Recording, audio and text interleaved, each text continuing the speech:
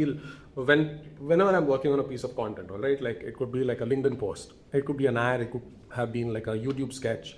One thing Tanmay always trained us is when you create this piece of content, if you think of an idea, you create an idea, imagine it's created, and then you hit the share button on it. What would you say while sharing it? All right, like if that becomes a problem, right? If I think of an idea and if the team is like, okay, this is the idea, then my first reaction is, okay, if this idea is made, someone's hitting the share button, like what would they say while they're sharing it? Or what will they say when they're commenting it? And if that's too complicated or too long or too roundabout, then you know that you don't have a sharp thing. You don't have a sharp thing on your hands. So then you have to do things, and it's the same for the product, right? Like, what would I say if I'm recommending this product to someone, right? And if you don't have that, but then you still have to go ahead and do something, then you have to be totally crazy about it. So it should be like, the share would have been, oh my God, I did not see that coming. Right?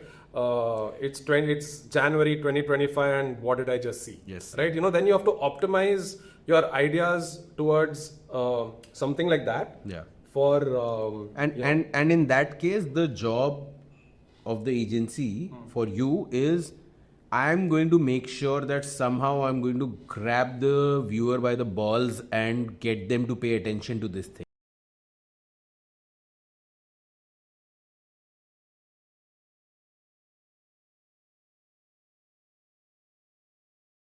Also brings me to, actually I want to move to your creative process. Like once you guys get a brief, how is it that Moonshot delivers what it delivers every time? Tell us about, take us behind the scenes and tell us about your creative process.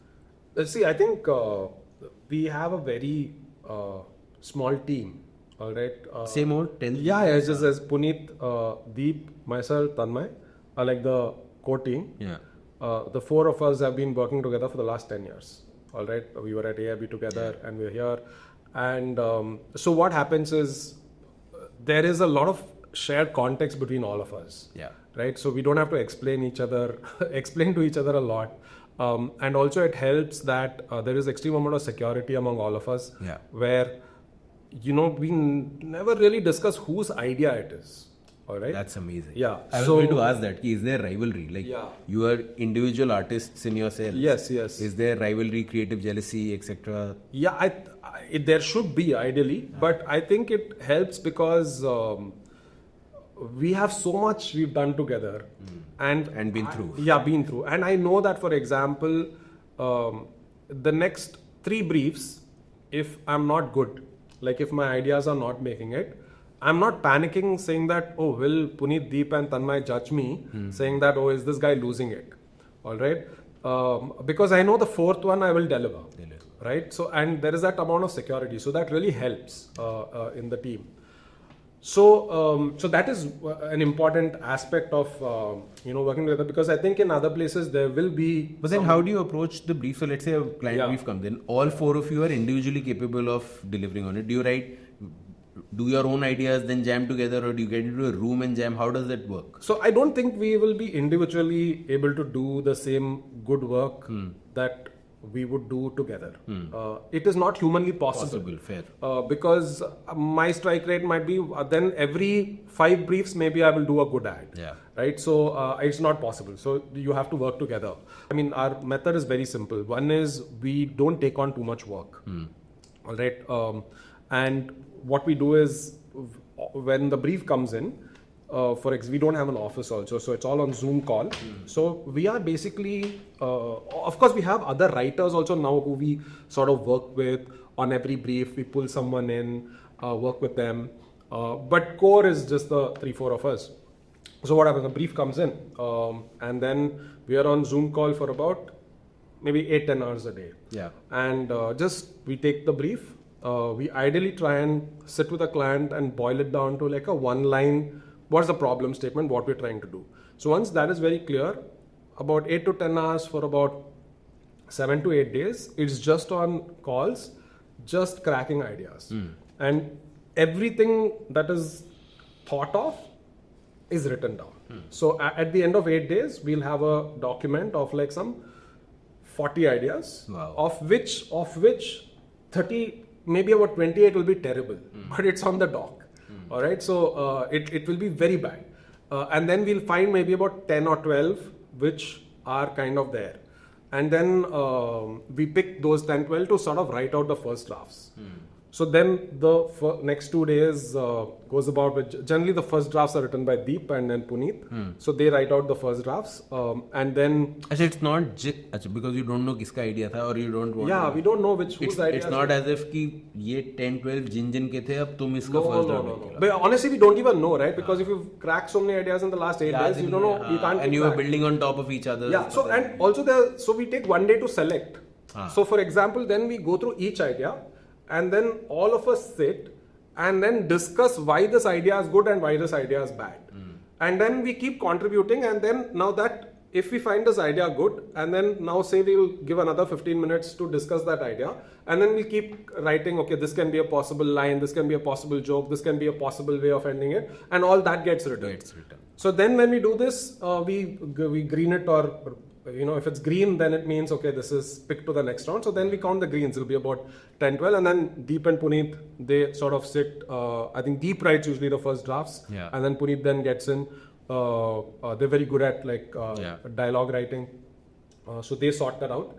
And then, of course, then I sit with them, and then I'm the foreign eye, right? So I'm not part of that writing process. So then I can come in and see objectively which is bad, which is good, leave notes. And then all of us sit together with the notes and then refine it further. Got it. And then, of course, there is Tanmay's point of view in itself, right? Then for example, after all this, sometimes he'll be like, guys, the magic is not there. Then we start all over again. And that comes from respect. You guys must have felt the magic. That's why you took it up. 100%. You get fooled, because it's your ideas. Yeah. So you don't have a third person point of view on it, and you think that is good, right? So and sometimes Tanmay also will come. Sometimes we also tell Tanmay if there is an idea that is probably his, that it's not worth it. So I think that everyone realizes that a yes or no on an idea is a very powerful thing, and it cannot depend on whose yes it is and whose no it is. Yeah. So then we take it to the client, and got it. There was something you said in the previous answer that stayed with me, which was this, if my ideas are not good for 3 times, insecurity doesn't set in. I want to also understand, how do you keep yourself at a high creative level, right? What is your own internal process? How are you working on your own self to be with the times and be a great comedic writer, a great writer?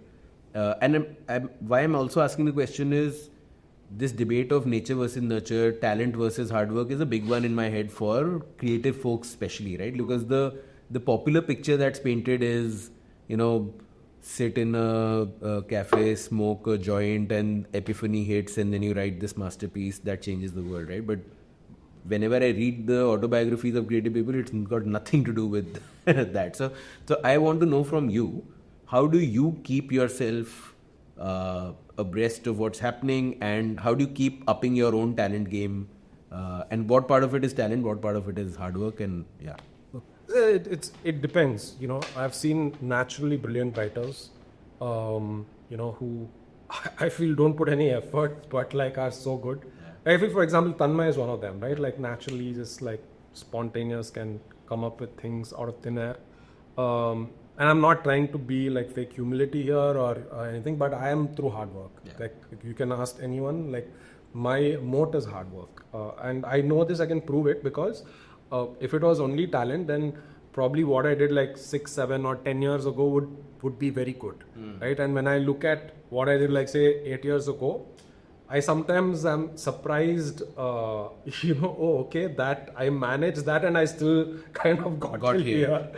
So I know it is a lot of hard work, and that is great. Yeah. There's no, I don't feel ashamed to say I'm not naturally talented, or I don't have some inborn genius. And I also believe hard work will survive more than genius. But I want to, I love that. Sure. Because I also, one of our values is hard work is the only hack. We really believe that, no matter where you start from, your slope of your curve is decided by hard work. Yeah. And, but one confuses in really creative fields, it's easy to sit back and say, look at that genius, I can't be that. What does hard work, how do you become a better, humorous writer or writer in general through hard work? See, one is putting in the hours. Alright, there's no replacement for that. Yeah. I feel like, to answer your question as to what I'm keeping, what I do to sort of keep myself writing fit, is the fact that I'm working 8 hours a day. Like, I know this is going a long way in, like, basically I'm building my muscle and I'm getting stronger, hopefully every year. Yeah. Right? So it boils down to that, right? Like, so for me, in terms of, again, coming back to maybe the security aspect of it, it depends on the atmosphere you're in. Yeah. Like, I can work hard, but if I'm in an atmosphere where I'm judged every day, it can cripple me also. Like, it can crush you. But thankfully, I work with people who, like I said, we are 4 of us who've known each other for 10 years. They've seen probably every foolish idea I've come up with, and I've seen the foolish ideas they've come up with. Right? Yeah. So, you can't do anything to impress me, and I can't do anything to impress them. Yeah. So I think that helps. That surrounding being in that situation helps.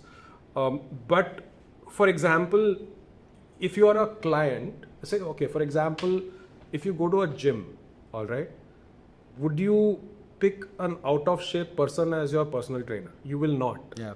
So for me, what I do is, like, even writing a Instagram update or a LinkedIn post, it has to go viral. Yeah. It has to hit like plus 1,000 likes. Yeah. Even if it is on my personal page, if there is no expectation over there, that's my own expectation. So that is also practice for me. So I practice over there. And at times when I'm feeling a little low and underconfident about like, it's been 1-2 weeks, I'm not done anything great. I'll be like, okay, let me just go feel a little good about myself and go write a LinkedIn post that'll go viral. Or go write like something on Instagram that'll get like 1,000 shares.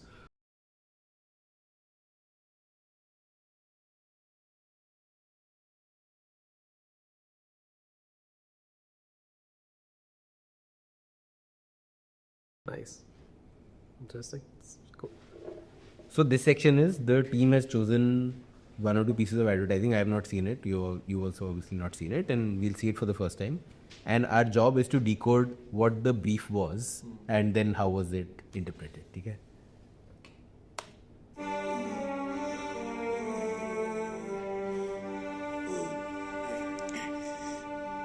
देख लो बच्चे। Nobody said, bro. Yeah. अरे ये बात मिला ना बाबा। बाबा ये क्या है बाबा? बाबा इतना तो टैक्सी में आने का भाड़ा लग जाता है बाबा। हाँ भांगे भाई। बाबा मैंने किसी के पास। ये गलत बात है देखिए। हाँ कह रहे हाँ। क्यों बाबा बड़ा है भी तो किसी को बड़ा है। ये बोल।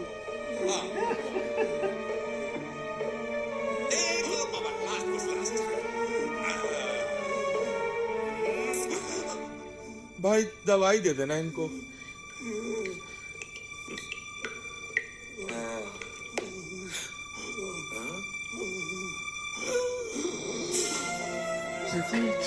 सिर्फ एक टपकती बूंद आपकी किस्मत बदल सकती है। घर में रखिए MC हमेशा। This is like Piyush Pandey magic. Unbelievable. Piyush Pandey magic, and I think must be definitely looks like Piyush Pandey's work. I don't know. And I think it must be directed by Prasun Pandey. I hope I'm not wrong. We'll find out. I don't know, and but sounds. This is a classic. Yeah, I mean it's for me the first thing is what a brilliant client. Like if we presented this today, it'd be, oh, you're showing death in an ad. Oh, it is dark, it is morbid, and that person dies in the background. And there's so many reasons to bomb this ad. Right? Like in the first go. Yeah. And as a creative person, like, I mean, this is a genius idea. I hope some idea like this hits me. But if it had, I would have self-regulated in my head saying that, okay, let's go to the meeting with another safe idea because this is not going to happen. And no product shot, no product window, know how this works, know how this seal is better than those 4 other seals because it has this technology. None of that. Just एक टपकती हुई बूंद क्या कर सकती है? Exaggerated to an insane level. I can't imagine that this came out of a brief. Like this feels like something कि किसी creative director को maybe पीयूष को किसी को चमका and उसने जाके client को बोला कि यार ये ad तेरे लिए बनानी है और also possible I feel that it could have been like the brief wouldn't have been so narrowed down. It would have been like this prevents leakage or something like that, and then you sit on it and then I don't recall other MCL advertising, but mota moti I recall that like people knew of MCL. MCL was a fairly well-known brand. So MCL करता क्या है ये तो could not have been the brief, right? It could have been that MCL is so good that not even one drop will escape. Like that, or the brief might have been show that MCL का जो seal होता है that's like 100%. Like then there is no leakage, there is nothing else, and that might have gone from कि एक भी बूंद नहीं टपकेगी, अरे एक भी बूंद नहीं टपकेगी तो क्या हो गया, क्या क्या हो सकता है अगर एक भी बूंद ना टपके, and then working backwards from there is it's insane. Also sometimes I feel maybe the writer had this idea independently, and then the beautiful thing is if a brief lands and then you already had like this idea saying, hey, this conflict in this situation would be very, very funny. And then you're like, oh, okay, this brief is coming. It happens sometimes where when you're brainstorming on something else, you get some other idea. Or if you're like in some setting in a family function or something and you see something funny happening and then you immediately make a note of it, right, in the back of your mind. And then you're like, yeah, someday this would be a good funny ad. And then you get the brief and it's a beautiful. Can we just check if it is Piyush Pandey? It must be because Pidilite hai, right? Yeah. And Fevicol ads have been them only, right? Yeah, it's all Piyush and Prasoon. I mean, the thing is, it is. I think this is Piyush Pandey. That's a genius of Piyush's work, right? Yeah. That if this ad came out today, it'd go viral. Yeah, it's like he's done some insane ads. There's one ad for Hindu which he did, which is the newspaper. Yeah, Hindu newspaper. I think it is one of the first viral ads because I remember it going viral on Facebook. All right, it is like behave yourself. India is watching. It's like this class teacher goes in and says, "Let's have a parliamentary debate in class," and everyone starts throwing stuff. And it's very funny. Again, directed by Prasoon Pandey, and I think it's over. I mean, that's why Piyush is a genius, right? Like I think this one is timeless. Insane. The same copy you run it today, you can't guess which year this came out. Right? Because as it's shot in a gated way, and it's unbelievable. Brilliant. Okay, I have nothing else to say on this one. We'll move on to the next one. This is suicide. Wait. There's something I want to tell you. -2.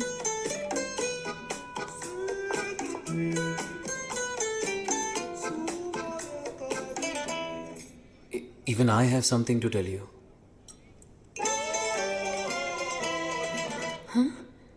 Lasting relationships are based on transparency, like what Geojit BNB Paribas shares with 4.5 lakh customers.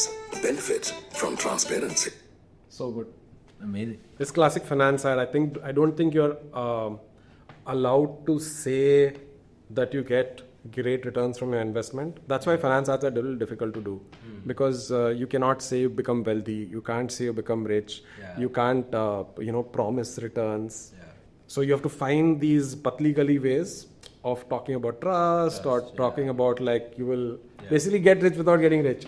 So I think it's such a fascinating ad. I also think amazing ad, and this one I could imagine the brief on. I don't know if my big question is did the product deliver on it, but the insight must have been that when I interact with banks even today, going to a bank branch is a stress point because it feels like I will enter a black box. Correct. And one arzi will go. Entering a real life IBR. हाँ, exactly. I have no clue कि अंदर क्या चलेगा. मैं आधा घंटा बैठा हूँ बाहर, पता नहीं क्या होगा. So for someone to come and say, we are a transparent bank, that you will see the inner workings of what's happening. You will never be left in the dark. Once you put in an application, what is happening inside, etc. I really would love to see, seems like an old ad, that what did they do at the product level? Because this is a classic case of, if ye dikha ke you draw me in, and then I get the same experience at a product level, then the trust is broken forever because you overpromised and underdelivered. But the brief seems very clear here that that transparency builds trust. Banking is a game of trust. So, and we have done something because of which transparency is high. So tell people that we know that you value transparency and you will get that in this bank. And then the creative leap being that, transparency builds trust in any relationship, by a banking relationship. And then the playing on the, the stereotypes, not stereotype, but it's the truth. Ki like, in a arranged marriage setup or in a first date, you're always trying to impress each other. No one tells each other's. And this is also a timeless thing. Because insight is so true, right? It cuts through arranged marriage dates to Bumble dates. It's the same profile pic और real person में और मतलब bio और real person में ज़मीन आसमान का फर्क होता है. But someone which is actually I unfortunately or fortunately got married before any of these platforms came in, but seems like there's a marketing angle here too, like someone who makes a super real profile or is super real upfront would cut through the clutter of everyone looking perfect and having a guitar and a dog and stuff. But awesome. Yeah, but I think for me what is interesting here is when you look at the brief, as a bank, it's about investment with trust and transparency. Usually when you put all this together, you do something very serious philosophical. Right? Like you do something with like black and white imagery, like, a father and like a son and grandfather and, centuries of trust. Like, that is the mood, like, when you put all these keywords together as a brief. But it's so brave that they said, okay, we'll talk about all these things, but the most different way and the most non-banking language, grammar, non-banking visual grammar, banking film possible. And I think that is fascinating. You're right, and both in this ad and in the previous one that we saw, till the end, you didn't know what category of product is being sold. वो जूते की ad भी हो सकती थी, वो चश्मे की ad भी हो सकती थी, कुछ भी हो सकता था. I had no clue. Like the first that Pidilite MCL one could have been a pen ka ad also, right? Like which seems to be a device. And we were discussing early on that whether that device can be deployed today also when attention spans are lower. I would argue that 100%. Great storytelling like this, which keeps me hooked. I want to know the reveal. कि साला चल क्या रहा है? Like end में क्या होने वाला है यहाँ पे? Right? And also, did you notice something? The minute the brand came in, we shut the laptop. But we will remember this as much as if we had seen the whole product window. What it was. Right? Like if if it was a boring ad and the product window came right in the beginning. We might have not paid attention to it, but like the storytelling is so good. We saw the logo, slight voiceover, and we shut the ad, and now we know this BNB Paribas is about trust, transparency, no pretension. You come in, we are friendly. Like that's all that's established without even looking at a product window. So that is the genius of great storytelling. And there is, which also I think one of the coups of advertising is intuitively viewers feel that जिस तरह की ad बनाई उस तरह के लोग होंगे. You are actually judging the character of the entire organization by the type of ad that they make, right? So if a piece of advertising speaks to you, you've actually developed a positive disposition towards that organization. Even if you don't remember उनका promise क्या था, वो transparency थी या क्या था, वो ad इतनी बकचोद बनी, बकचोद तरह के लोग लग रहे हैं. ये मेरे तरह के लोग लग रहे हैं मेरे को. You suddenly have that disposition towards, which might not be true, right? It might just be the marketing department. The rest of the company might be nothing like the ad that got made, but you are now positively disposed towards Like, have you seen the Geico ads, I'm sure, right? In the US, 15% or more. As a famous, really brand built on basically funny advertising, Geico. And all these days I was like, oh, Geico, cool name. I genuinely thought, because it sounds like a quirky name, Geico, and it's got like one a brand ambassador, which is like an animated character, and the ads are very funny. So I was like, oh, okay, Geico is like a cool name they came up with. Then I was listening to this, there's a podcast series called Acquired, where, you know, it was on deep dive on Berkshire Hathaway. And I realized Geico is a company that Warren Buffett bought many years ago. And its full form is Government Employees Insurance Corporation. Okay. So that is the power of advertising. And if I had gone to the US and then I had to get like a car insurance, I know it's like 15% or less because whatever. Yeah. And I'd be like, I want Geico, it's a cool company. But the full form is Government Employees Insurance Corporation. That's also the reason why KFC does not call itself Kentucky Fried Chicken in India. Because they sell veg stuff and they don't want Indians to know कि मेरे नाम में chicken है. They will always say KFC, KFC, KFC. आपको वो भी full form लिखा हुआ दिखेगा ही नहीं कहीं पे. मतलब कहीं. I thought because of like why will like Kentucky has no relevance in India. Kentucky has no relevance. So upside कुछ नहीं है कि Kentucky से कुछ कुछ जैसे पेरिस का फैशन ब्रांड है तो आपको कुछ ओरिजिन स्टोरी है. बट Kentucky से हमारे को चमकता नहीं है. लेकिन चिकन से डाउन साइड है कि यहाँ तो सिर्फ chicken. And you're fighting McDonald's, which is neutral, name neutral. And तुम वेज बेच रहे हो बट बाहर से देख के मेरे को लगा सिर्फ चिकन ही मिलने वाला है. तो आधे लोग तो आएंगे नहीं क्योंकि इंडिया आधा वेजिटेरियन है. So that's it. Interesting. Awesome. चलो. Advertising and humor. Now, in a tense situation or in like an emotional situation, serving up, for example, a brand integration in the middle of it is going to destroy it completely. That's true. But with humor, like it can probably sometimes make it funnier. That is very true. Right? So I think that is why humor, advertising and current generation and consumption pattern somewhere is matching very well. So you're the jury member for Ad Film category, which is partnered with Lahori Zira at Goodly Ad Fest 2024.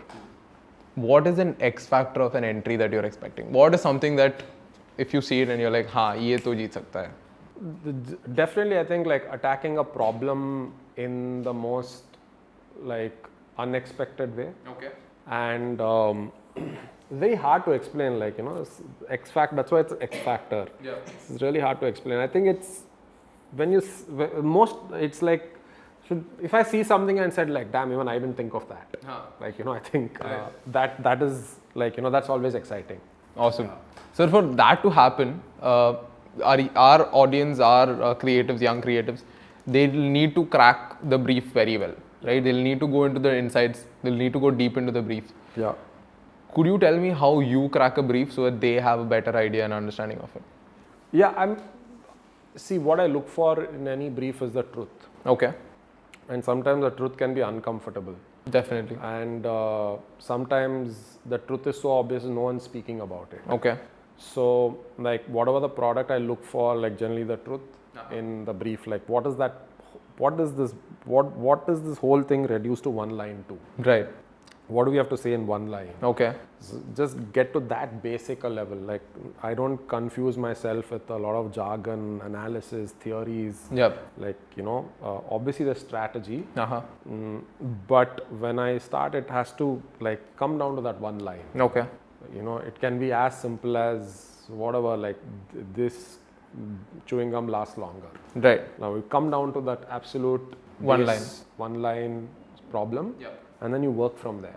Awesome. So then I take that one line and then I'm like, okay, what are the different ways of doing this one thing? What is the most obvious thing to do nobody is doing? Yep. What is the thing that everyone is doing that you have to avoid doing? Yeah. And and then I start from there. Awesome. Yeah. Sir, I'm glad you brought that up because this is something I saw in Paddy sir's office and I couldn't ask about it to him. And it's a bunch of filters and then comes idea. So as you mentioned, when a brief is there, you obviously narrow it down to one thing. Yeah. And then you gotta clear out everything that's obvious. Yeah. How do you do that? Because naturally for a creator, you're like, first idea is the best idea. That's what youngsters think. Yeah. So how do you solve that? We generally, when we sit to work, we just think for days, man. Okay. Okay, like many hours, 10, 12-hour days for many days. Okay. So even if we crack the first idea is really good, but we have to think for days. Makes sense. It's mandatory. It's mandatory. Okay. Like, so then after like some 5 days of thinking, Right. we write down everything that we thought about. Okay. All right, hey, what if we do X, Y, Z? We write down, okay, what if, no matter how stupid or how Bizarre funny it is, or yeah. smart it is, everything's written down. And 5 days later, we go through the whole like list of thoughts, which is by then I think some many number, like say 40, 50. And then we pick like about 12, 13. Okay. And say, okay, these are interesting thoughts. The scripts can be interesting on this. Yeah. And then we script it out. Makes sense. And then we cull about another half over there, and then we'll have a top 5. Right. So you can't stop at the first idea, no matter how good you think that first idea is. Sometimes, yeah, like after 5 days, you come back and you'll be like, yeah, the You first still idea stick is with the nice. first Yeah. idea, but still Yeah. give it time and then have you. to- yeah. Okay. Yes, sir. That's a brilliant take on it. Sir, when The purpose when you build a brand is to ensure you spend less every subsequent time, because there's already that much amount of real estate in a person's head when they're watching this or they know of the brand. You don't have to introduce yourself 20 times over. So you introduce yourself first few times very well, people remember you, and then when you come back, you can come back with better, like there's already context, right? It's literally person, like if you meet a person 3 times and you become their friends, you don't have to every time come and talk to them about what you like, what you don't like, or they don't have to, like, you can just directly jump to the point, which saves everyone a lot of effort, energy, and in advertising money. Like how you kind of research these days is you look at the memes, all right? You're always looking at memes, looking at like how people are reacting to something. Go to LinkedIn, just see how they're sort of bitching about their bosses, about their jobs. Like what are the pain points? This is, you make a note of all the corporate pain points, and then you also like get to hear these very weird like sentences uttered in boardrooms, like we'll circle back, or like in emails, like when you say warm regards. There are a bunch of these jargons that people always use. So it's basically you make a note of all these things, and then figure out how to fit most of it into like a Bidai trope, but also stay true to the Bidai trope, right? So therein lies the challenge. Whereas you have to literally marry the Bidai kind of trope that goes on.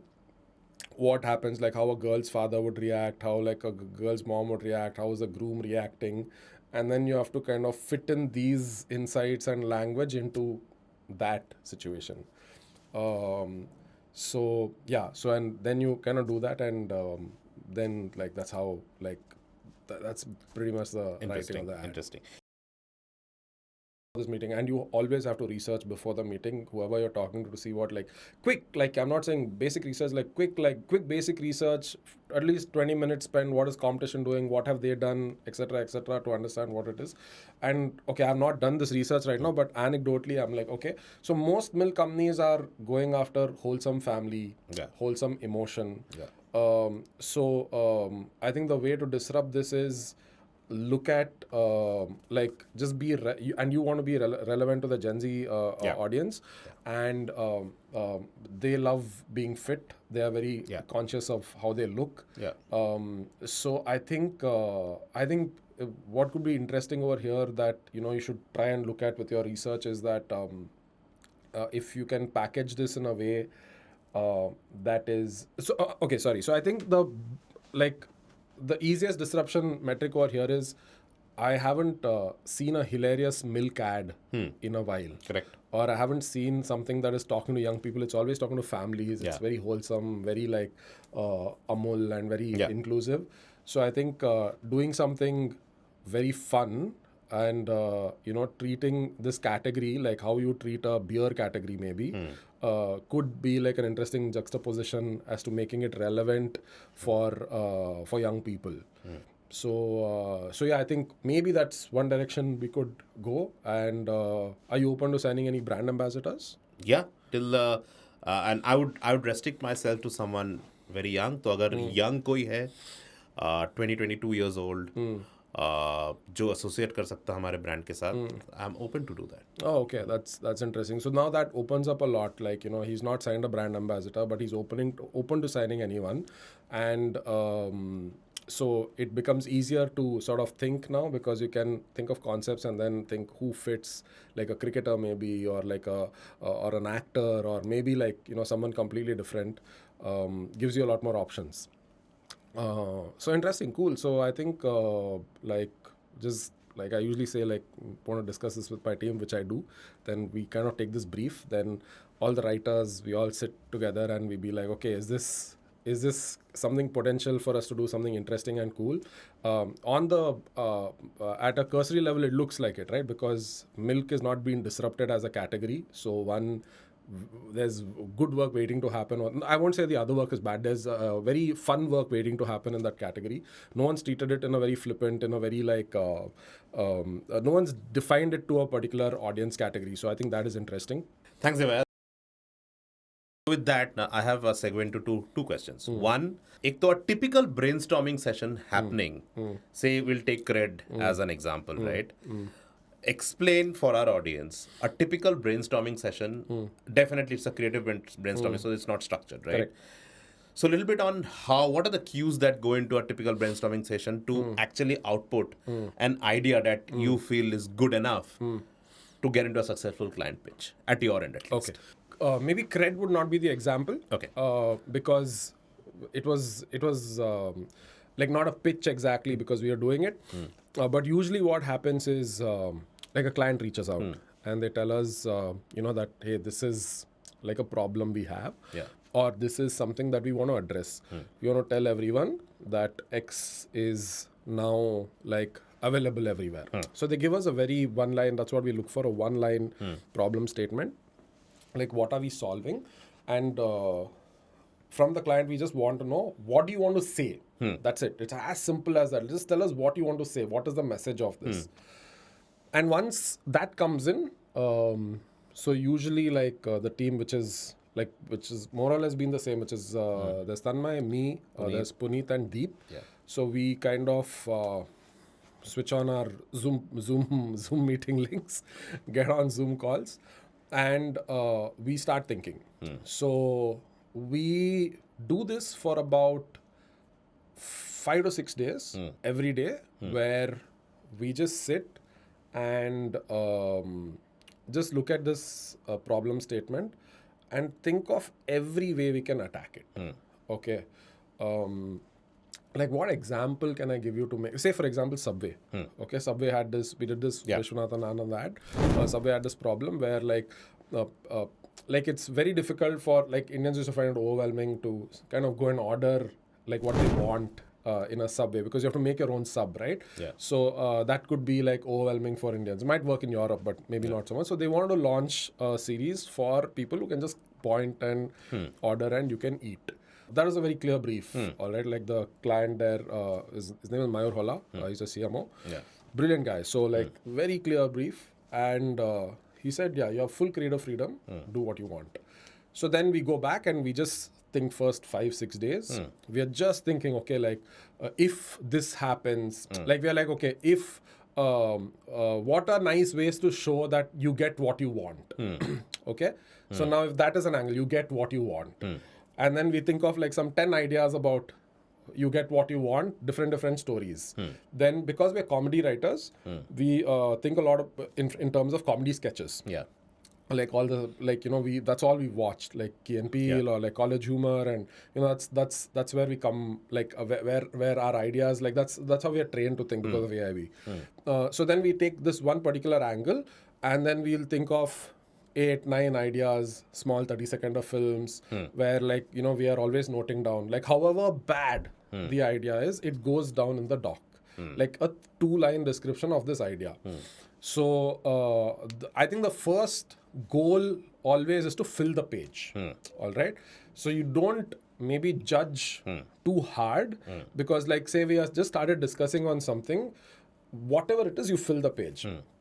So sometimes what happens, what we've realized with this approach is that you might get a very okay-ish idea, but then 8 ideas later you'll crack a good idea, and then this okay-ish idea can be part of that good idea that you cracked, and then you can combine those two to make something nicer. And we do this for 4 days, different angles we take, and then probably one of the angles with, say, Subway was like, you feel so like dumb when you order, right? Because they're going to ask you like 10 questions. You feel really dumb. So you don't know like what to pick. And you could be really smart in life, but you'll make a dumb decision while ordering a sub, right? So, and that is something we thought, hey, that is like quite interesting. And then that's how we're like, okay, what if you take the smartest man in the country, like can't order a Subway properly, right? He gets nervous or she gets nervous while ordering a sub. And then we think of, like, sometimes you think of an idea and then you'll be like, okay, who could be interesting in this idea? And then we're like, hey, okay, like, who are the really smart people in the country? And then we're like, hey, okay, there's Vishwanath and Anand, right? And so we take, so now we have like ideas like this. So we've just written everything down. And then after 4-5 days, all of us go into that doc and discuss each idea that's been put down. So at this point, there could be like anywhere between like 20 to 25 ideas at least. That's made it to 3-liners. And we'll be like, okay, this is dismissed, like, but after a discussion. Everyone has to have their point of view, like why this is good. And then we realize there are ideas where all of us have unanimously gone and said, this is amazing. So then we just highlight those ideas. All right. So then we go through the 25, highlight everything. Then we come back and then we see, okay, like there are, 8, 9 potential good ideas here. Then those go into first drafts. So then sit and write the first drafts of that out. Then we look at the first drafts and then we're like, okay, this was good as an idea, but not so good as a script. So then like, then you kind of pick like 4, 5 and then take it to the client. And then hopefully they like something. And then we go from there. So So like, say, for example, like one thing I always do is that always think like when an idea like hits me to even like write something as basic as Instagram or LinkedIn, I'm like, what are people going to say when they share it? Okay. Yeah. Like, will it be a lol? Or will it be like, oh, I did not think about it this way? Or will it be like, finally someone said it? Right? Like, I try and imagine what the shares, what people will write when they're sharing, or what the comments are going to be.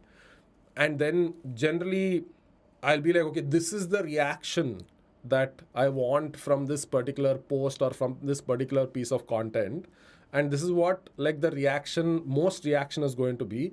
Then I kind of skew the writing in that direction to get that kind of reaction. And the best feeling is when you plan this and then you upload something or put it out. And when people share this, say the exact same thing that you had thought about, like then you're like, then you cracked it. So it's a continuous practice. Yeah, so it is practice. So to answer your question, yes, brands ask, but I think like you have to ask yourself that. Obviously, you cannot, like no one has like any, like no one can for sure say something will go viral. But I think if you spent enough time in the content creation business and like been obsessed with it, been like analyzing everything, writing everything, practicing daily on these small things as well, you kind of understand that when you hit upon an idea, you're like, okay, this has a potential to go viral because it kind of checks all these buckets. Yeah. And you hopefully write it in that way to make sure it like, see, I can give an example. Like we just recently did this one Shark Tank ad, which we produced this Bidai thing. Corporate Bidai. Yeah. Yeah, it's a lovely ad. Yeah. So like when the team, see, the thing is like the other two members in the team don't talk, so I get a lot of credit, okay? Because everyone assumes like it's me or Tanmay just doing it. Yeah. So like Deep and Puneet, they like probably Yeah. work hardest, but they just don't, they're introverts. So like basically, like when you crack an idea like that, you immediately know that like, okay, this is going to do well on LinkedIn. All right, this is a LinkedIn idea. Yeah. So then you start looking at what are these insights that people crib about on LinkedIn. Like, so you try to understand what corporates crib about. Yeah. Like, you know, you see a lot of these posts where people are saying that like fucking like Friday night, boss will say like Monday morning I want it. Okay. So you know that's like that's a common crib over there. Yeah. So then like you kind of make some notes and then you sort of put it and reflect it in the ad. Yeah. So you kind of have a sense that this is going to do well. Yeah. And that's why you attempted it, and you know where it could do well. And also generally you know that the observation is that, you know, your boss takes your credit most of the times. I mean, this is a general observation in corporate. You get peanuts for hikes. Then you're made to work weekends. Then you're always made to feel like bad. So you take all these insights and you put it into the idea, so you exactly know what like nerve you want to touch in people, right? So yeah, if you practice it long enough, you'll start understanding the triggers of the internet.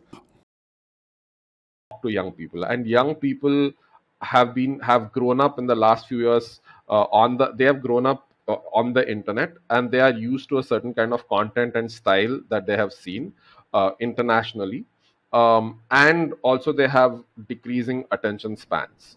So right now there is a certain kind of advertising that really works, which is sort of come in and be as interesting as you possibly can and make your point and get out. If it's going to take a little more time and too much brand yarn, this, that, you know, people tune out, because there's also a mental like ad blocker that is developed in most of our lives, right? Because we have like watched so much internet, there's skip ad button in our head. The minute we see an ad, we know like, you know, oh, this is an ad, when we stop paying attention. So the key right now is to how to move past that skip ad blocker in your head and still kind of stick. So for this generation, I think right now what is working in advertising is be as interesting as possible, as quick as possible, as memorable as possible, in the shortest attention, you know, whatever time frame. So and be more content and less very like brand following guidelines kind of thing. But having said that, is this going to last forever? Definitely not. It is going to end soon, because you know, writing styles change. Audience now will get bored of this style, right? So then they will evolve into something else, which I hope I knew the answer to. I'd make a lot of money, but like we'll have to figure like, you know, how this is going to evolve. And the whole kick in this business is trying to keep catching up to these cycles and making sure you're still good at it in every new cycle, because every new cycle you're starting from scratch, and there is already competition there because there are experts in that cycle. So so that is how generally it works.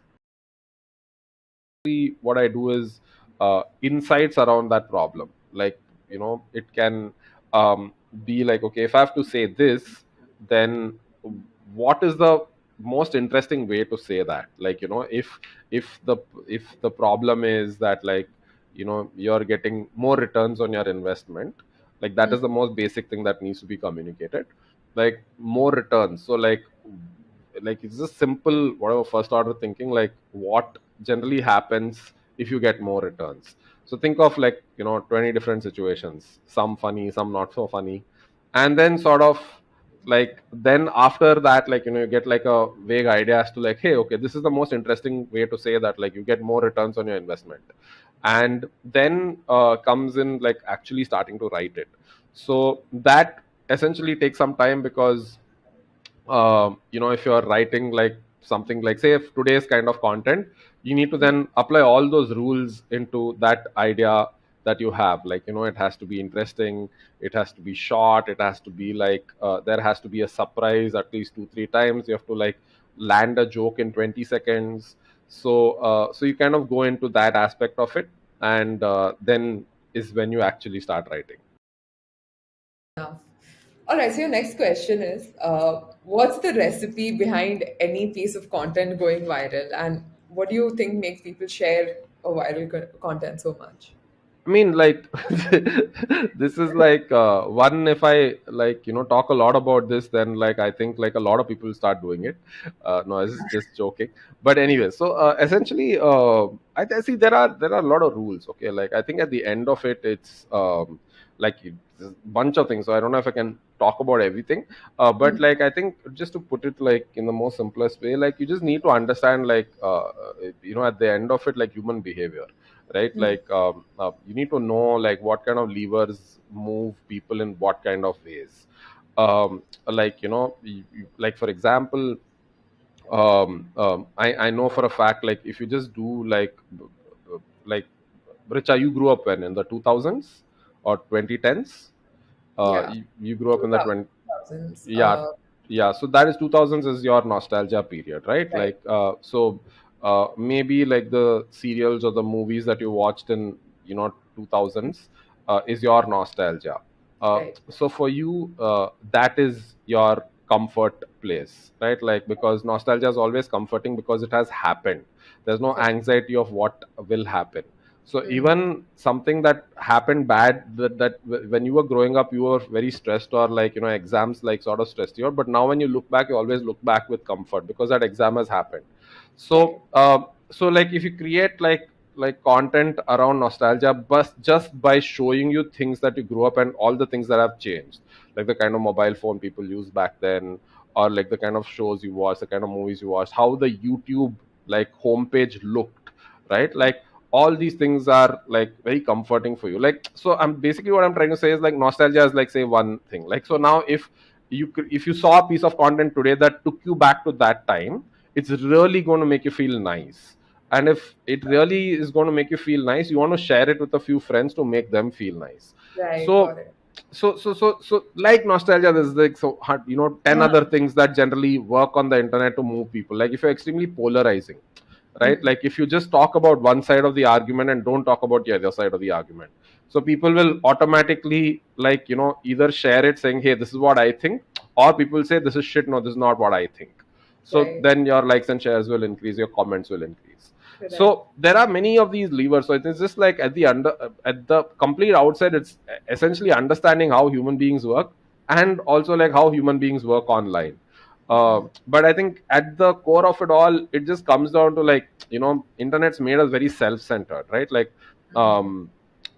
you just feel too entitled and important all the time because everyone has an audience now.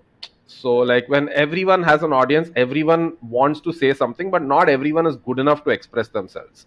So that's where content comes in. So they take content that they have, it feels it's their point of view, and because they're not good enough to express themselves but everyone has an audience, then they'll use your content to express themselves. So it's just finding out like what people want to express when and in what manner, and then just creating for kind of that niche. And it's a market that will never die because like it's literally like you go into Instagram, it's like you are seeing everyone's life like in front of you play out like this, and you're at the center of it, right? So you have the power to scroll, you have the power to like the video. So subconsciously it's like making you feel like very godly in a way that like, hey, this is like this is what the world is playing out in front of me, right? Like, and so now maybe I'm important enough where I say something, I will get a few likes. So it's just understanding basic human behavior and then kind of translating that into content and how you can sort of make content pieces out of it and giving it to these self-centered people to share. So yeah. Like Tanmay keeps saying, it's it's pursuing truth, right? Comedy is what at the end of it, it's like talking truth, and uncomfortable truths is makes things funny. So So tell us how to go viral on the internet. Tell us the formula. there is I think it's very simple, right? Like there are so many things.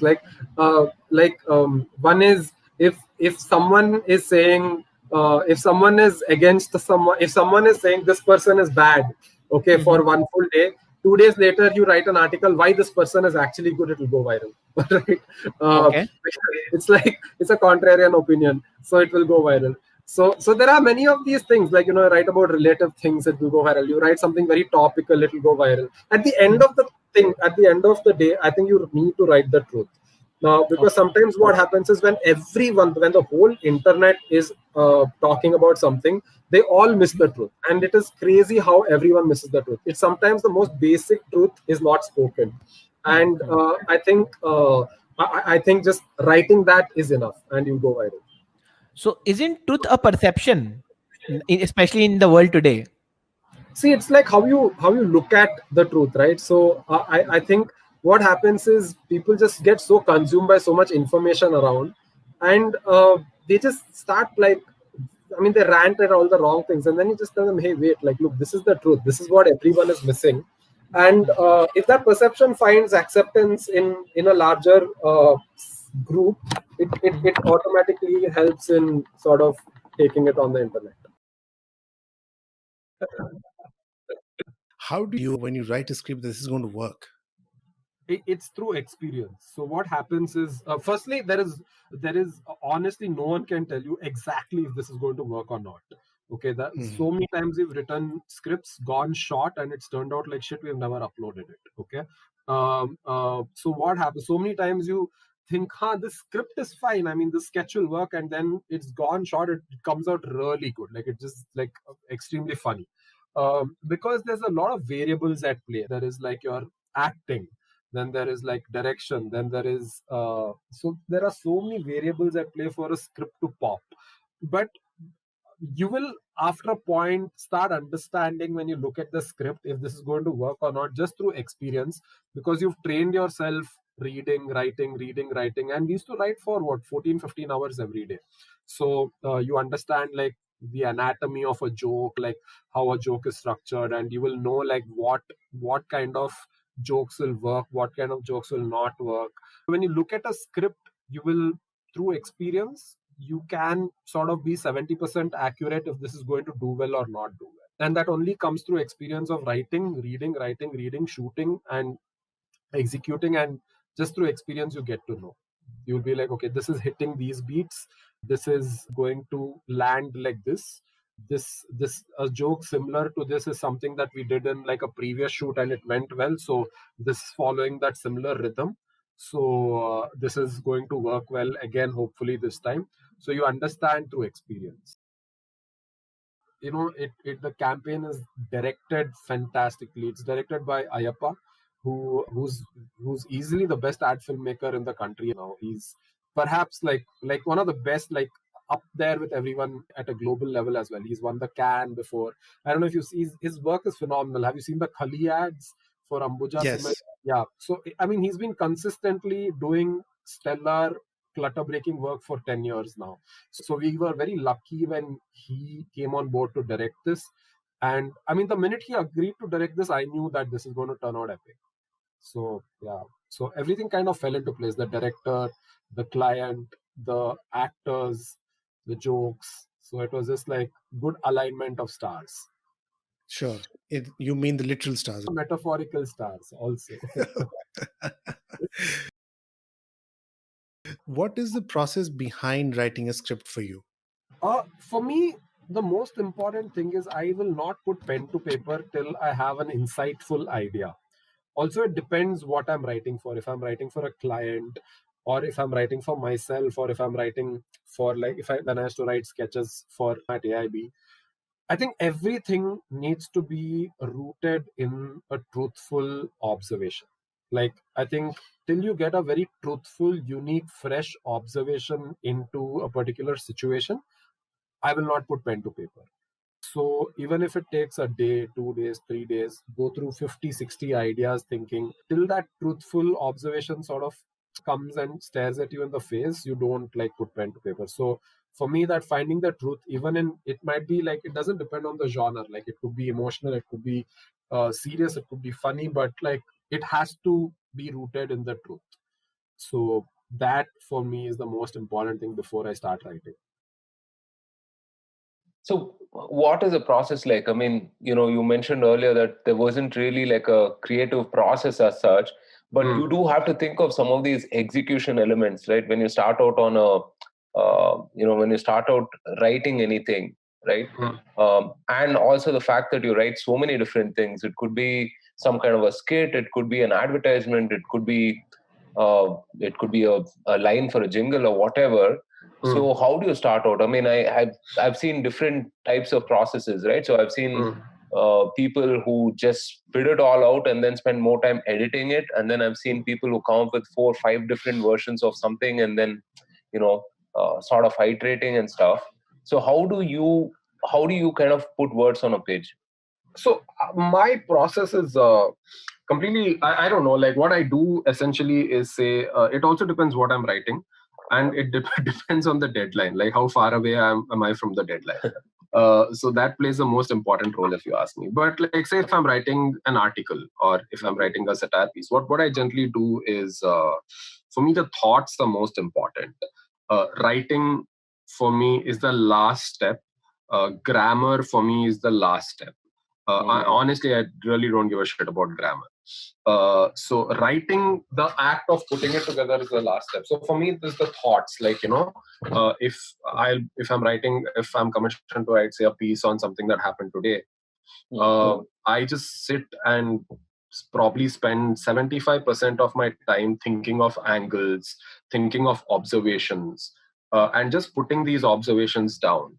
Like if I can give you an example, say like when Ranveer and Deepika Padukone got married, and like this I think Print got in touch with me and said like, hey, can you just write a quick funny piece on this whole marriage? Yeah. So I was like, yeah, sure. And it was like I had like a night to turn that around. And for me, the most important, I just spent, I think, till like 3 a.m. in the morning, not a word on the dock yet, just thinking, what is the angle? Like, what is it that everyone is talking about that I shouldn't be talking about? What is it that one thing that nobody is talking about yet? And also the danger with writing humor is that people go on Twitter and immediately tweet. All right. So most of the thoughts immediately get covered. So you don't want to repeat yourself while writing an article. Yeah. So for me, like finally the thought that hit me was that, hey, like how is it that there is not a single photograph of the wedding yet? All right. If you know, it was a fully cordoned off wedding, and like media couldn't get one photo of the couple. And for me, I'm like, shit, that is the big story. Like, how can I trust the media if they can't unearth, or through their investigative journalism skills, like if they can't give me one picture of Deepika and Ranveer, how are they going to unearth big scams in the country? Like, what is their qualification to kind of go and dig out like crazy financial or political scams in the country? I'm like, bang, okay, that is the angle. And so then it took me about maybe 45 minutes to write the whole thing out, because I got the most important angle. And once you get that angle right, observations around it, like just be like, okay, here's NDTV. What did NDTV do? They put a picture of the parking lot, like, saying that, hey, this is where the wedding is happening. Like, dude, what the fuck? Like, how can you put a picture of the parking lot? I've come for pictures of wedding. Like, what is this kind of journalism? And one news channel is just like said that it's going to cost 200 crores to put up all these guests. So they have just gone to makemytrip.com and like found per room cost of this Lake Como resort into number of people. I'm like, dude, that doesn't work. That guy is stupid. Like, what is journalism? That's not even, that's poor journalism and poor mathematics also. Like, so you get your angle and then you just get observations around that angle.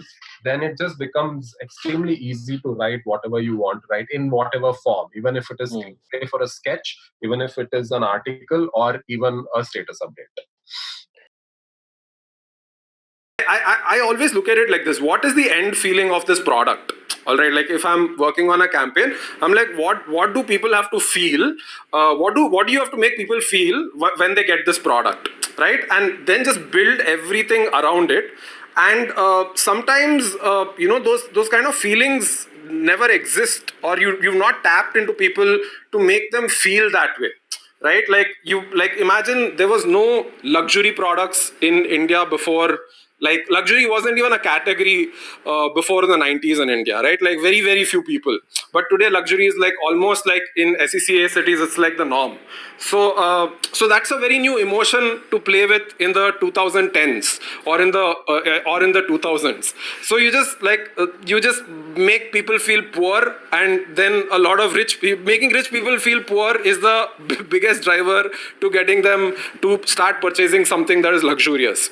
So I think it's a lot of playing with feelings. I think that's essentially what creates categories for me.